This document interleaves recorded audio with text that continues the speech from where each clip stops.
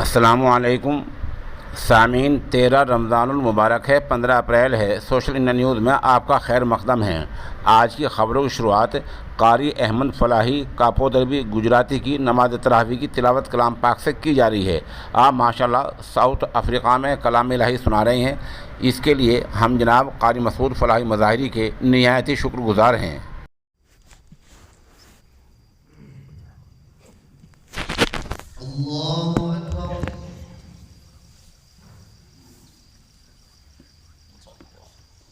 अल्हम्दुलिल्लाहि रब्बिल आलमीन अर्रहमानिर रहीम मालिकी यौमिद्दीन इय्याका नअबुदु व इय्याका नस्तईन इहदिनस सिरातल मुस्तक़ीम सिरातल लज़ीना अनअमता अलैहिम गैरिल मग़दूबि अलैहिम वलद्दाल्लीन।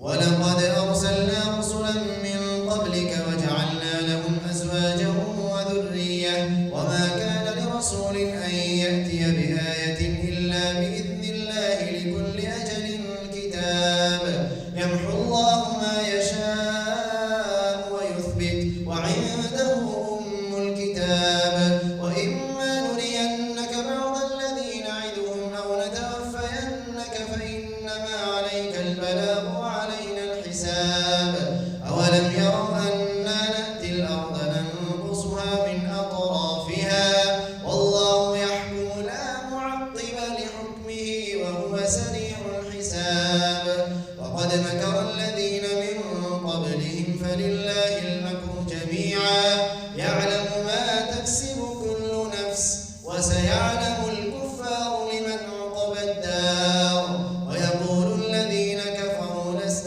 مرسلا قل كفى بالله شهيدا بيني وبينكم ومن عنده علم الكتاب. الله أكبر.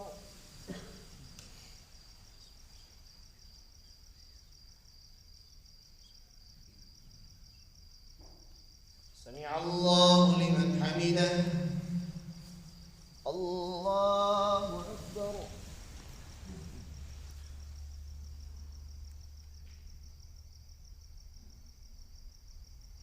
الله أكبر. الله أكبر.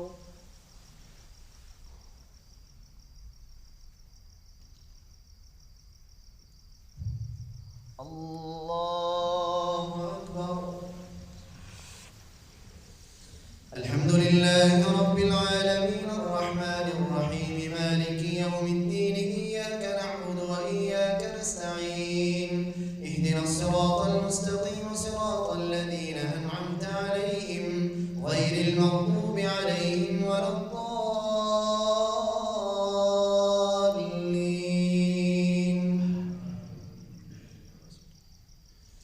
ألف لام را كتاب أنزلناه إليك لتخرج الناس من الظلمات إلى النور بإذن ربهم إلى صراط العزيز الحميد الله الذي له ما في السماوات وما في الأرض وويل للكافرين من عذاب شديد الذين يستحبون الحياة الدنيا على الآخرة ويصدون عن سبيل الله ويبغونها عوجا أولئك في ضلال بعيد وما أرسلنا من رسول إلا بلسان قومه ليبين لهم فيضل الله من يشاء ويهدي من يشاء وهو العزيز الحكيم.